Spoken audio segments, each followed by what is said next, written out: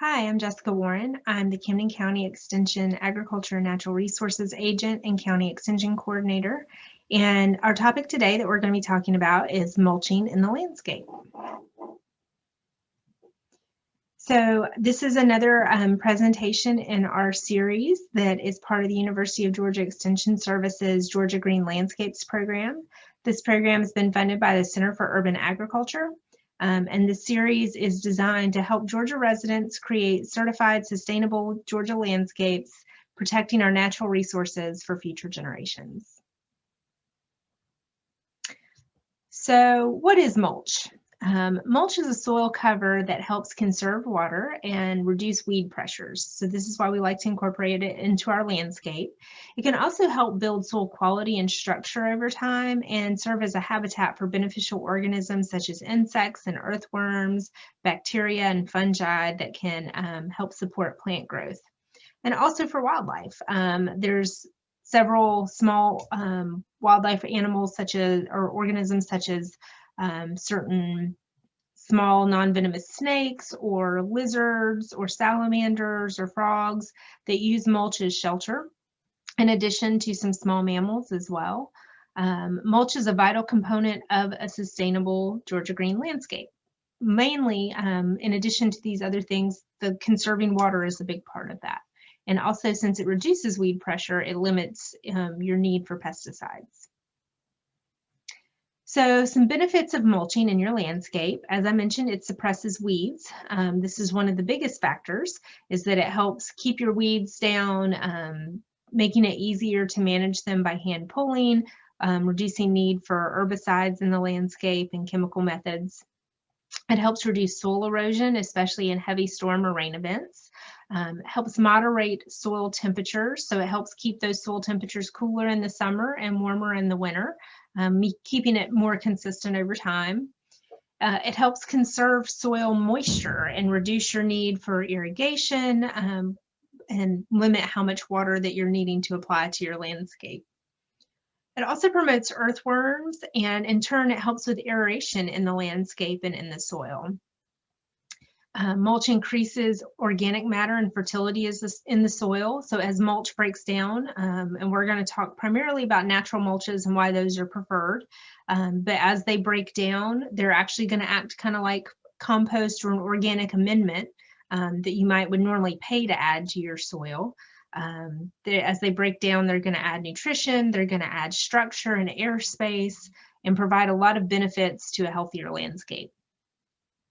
So mulch mimics a mature forest floor, and as such, it offers similar soil building properties. So that's kind of how you can think about it. We're kind of mimicking what nature does in our artificial landscapes that we've created and using those positive benefits. So some of the types of mulch that we'll talk about today are leaves, pine straw, pine bark, hay, mixed hardwoods, Melaleuca, eucalyptus, utility, cypress, rubber, and rock. So leaves. Leaves are one of my favorite forms of mulch because they're natural and they're free and they're occurring in your landscape already. For a tree, the best form of fertilizer for that tree is its own fallen leaves. They're nutrient rich, they don't require any production or harvest or transportation costs and fossil fuels involved in that. There's no packaging, they're just there for the taking. They may be in your landscape or a neighbor's landscape. They're the closest mimic to the forest floor and to the natural processes that you would find in a natural landscape. They're also the best habitat for beneficial organisms and wildlife. So as was mentioned in our biodiversity talk, there are a lot of organisms that need fallen leaves to complete their life cycle, things like some butterflies and moths and other pollinators. Also, there's some salamanders and some other small vertebrates that need leaf cover in order to shelter over winter or to complete their life cycle, and that helps provide shelter and warmth for them for the winter, and for some even a food source. It's the best habitat for, as I mentioned, beneficial organisms and wildlife. It's also the best fertilizer for any plant is its own decomposing leaves. So this has been mentioned before, and I know I just mentioned a minute ago with trees, but it's also true with grass, which I know I've mentioned in other presentations. Grass clippings are the best fertilizer for your lawn, as long as you're mowing regularly so that they're not very, very large and causing mats that are gonna, suffocate your grass. So pine straw is another mulch that's usually cheap or free. You can buy bales of pine straw, especially at the big box stores or places like Ace.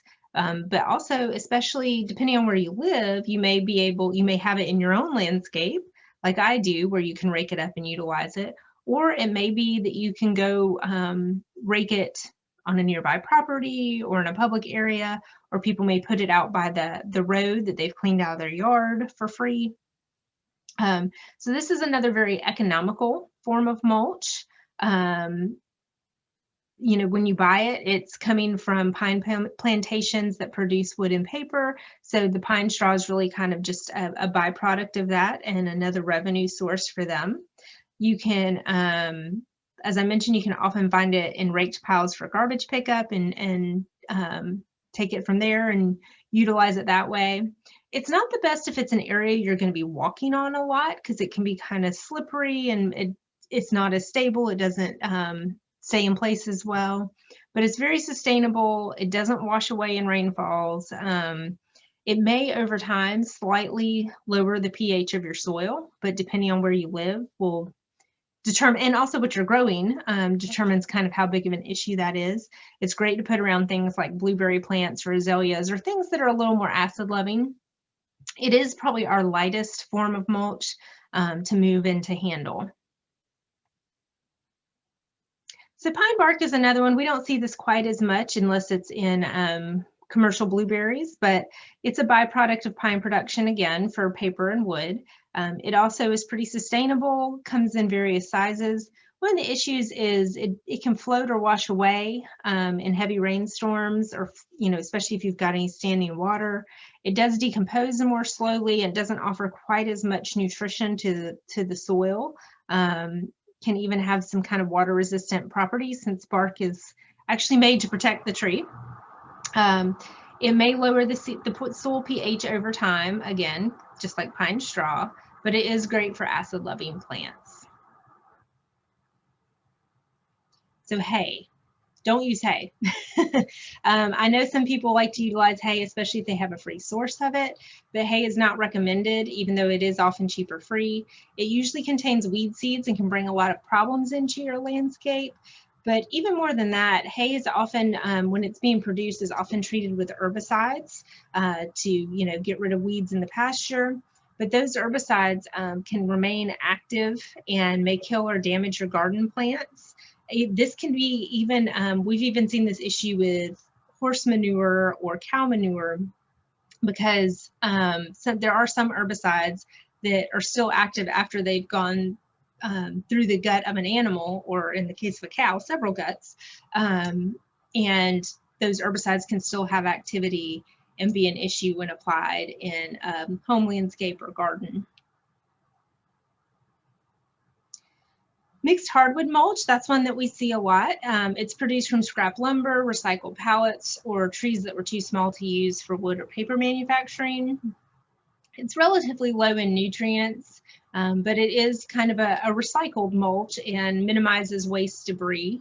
You can get it in several colors, which is a benefit to a lot of people. Honestly, I recommend a natural mulch that's not colored. Partly because that's a personal preference of mine, but also I don't think it's beneficial in any way to be incorporating dyes into landscape or necessary. If it floats your boat, go for it, but that's just extra processing and pollution and extra things that don't really belong in your soil that are going to break down into your soil. There's no necessary documented harm in it. I just think it's kind of an unnecessary thing. Personally, I prefer my landscape to look more natural, not less. So, but whatever gets you on board with mulching and mulching with natural materials, that's okay. So Melaleucan mulch is mulch that's processed from invasive trees. It's cured at high temperatures to kill the seeds, so it shouldn't, bring anything into your garden. It is available in several colors as well. You see this a lot in Florida, especially, or near Florida. It's low in nutrients, but one of the benefits of it is it increases removal of invasive species and gives a product to produce with those, so it's not just taking them down and burning them or trying to get rid of them somehow. It's actually making a useful byproduct out of a problem. It's not attractive to termites, so that's a benefit as well. And it doesn't float, so you don't have to worry about that like you do with, say, pine bark mulch. Eucalyptus mulch. So eucalyptus trees are grown and harvested in Central and South Florida just for mulch. That could be looked at as a renewable resource and sustainable, or it could be looked at as you've got some options of mulch that are using up a byproduct that's already being produced, whereas these are being grown simply to produce mulch. Maybe not your most sustainable option, but also not your least sustainable option, as we'll talk about in a minute. Eucalyptus mulch is available in several colors, but it also is fairly low in nutrients. Utility mulch, this can be a great resource, especially if you don't want to spend a lot of money on mulch and you're not, overly picky about your mulch source. It's created by trimming trees in power line right-of-ways. A lot of times it's sold or given away by utility companies, especially if you have like an EMC in your area. A lot of times they'll help with that, or even, like I know Georgia Power, a lot of times if they're in the area trimming trees, if you ask, they're happy to dump a load, because sometimes they have to pay to get rid of that. It may have a little bit more of an uneven texture than purchased mulch. And it can contain weed seeds or trash, though I will say I have utilized this a fair amount, especially at our office, and it overall has been a benefit for us. You may end up with a little bit of trash in there to pick out from time to time, but you can get a ton of mulch that you can do a lot with for free or very cheap usually.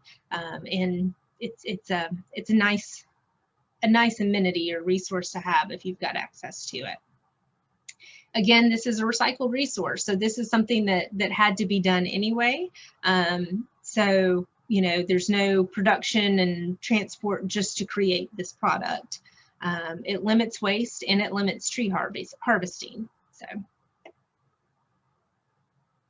Cypress mulch is not recommended. Cypress mulch, though it can be made from waste wood that's created from the manufacture of flooring or fencing, but it can also come from trees that are harvested from wetlands for mulch, which is very ecologically damaging. Since its origins are so hard to determine, it's really not a recommended source of mulch because it's more environmentally damaging more often than not. The cypress trees are a really important part of that wetland ecosystem. So we don't want them to be harvested just to produce mulch when we've got other sources that are much more sustainable and generally equal in use and value. So rubber mulch, we do not recommend either. I've seen actually a fair amount of problems, especially down here on the coast, that come from people putting out rubber mulch. It doesn't, of course, add any nutrients or soil structure. It doesn't break down over time. It can also leach toxins into your soil and your landscape. Especially, you don't want to use this around any kind of food production that you may be doing in your landscape or gardening. I've seen a lot of issues because it holds in so much moisture and heat, which really damages a lot of plants. It's useful in playgrounds and areas like that where it may be a high traffic area and it's not a landscape area, but it's really not the best option for your home landscape or anywhere that you're trying to grow plants.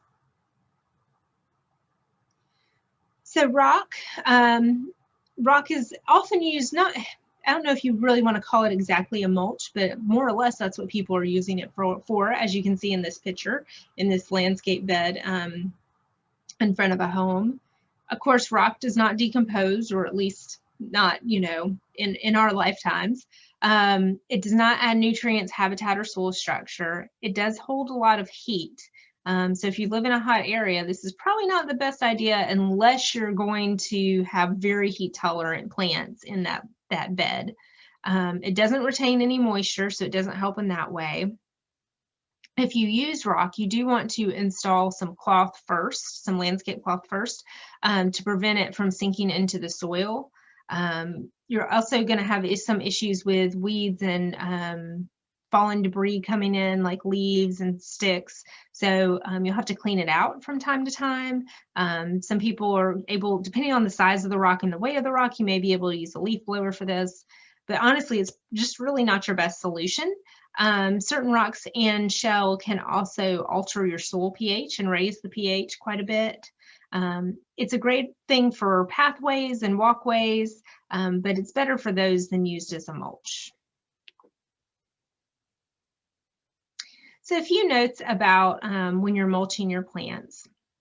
So with herbaceous plants and shrubs, whenever we're mulching, we want to be careful not to pile the mulch on the plants or get it kind of covering the plant, piled up against the plant, stuck inside the different parts of the plant, because that can cause rot, and for some things it can also cause adventitious rooting in inappropriate areas.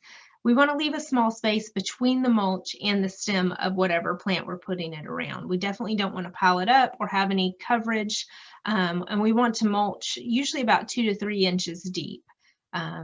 That's the best for weed suppression and moisture conservation as well.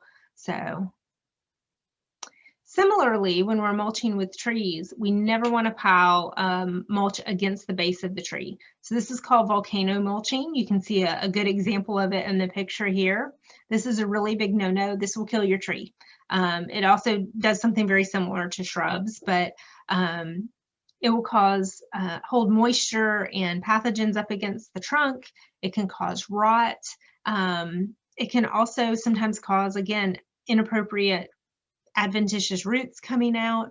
Whenever you're mulching around a tree, you want to still be able to see the root flare. You don't want it up against the trunk. And ideally, you'd like that mulching to spread out at least as far as the drip line of the tree. Another thing with the mulching around the tree, in addition to the fact that that mulch is helpful with water conservation and things like that, it's also going to be more helpful to the health of that tree than having plants or grass up near it, because trees are going to be competing with those other plants, whether it's things planted under the canopy or whether it's just a lawn. Again, we want to make our mulch 2 to 3 inches deep. And the best mulch for trees, as mentioned before, is their own leaves. But also you can feel free to use hardwood mulch or something of that nature. All right, so our certification checklist items that are related to mulch are to keep the tree root flares exposed and leave a few inches of space between mulch and the trunk. Do not pile mulch against the base of the trunk. Use a tree's own leaves as mulch. Form a mulch ring 2 to 3 inches deep to the tree drip line and help compete against grass and other plants for resources. Do not pile mulch to cover small plants. Leave a small space between mulch and the stem while adding 2 to 3 inches deep elsewhere. So as mentioned before, these checklist items for our certification metric. You don't have to check off every one. There's just a certain number of points that you have to acquire in order to gain certification. And if you have any questions about this presentation or others, feel free to reach out to us at georgiagreen@uga.edu. Thank you.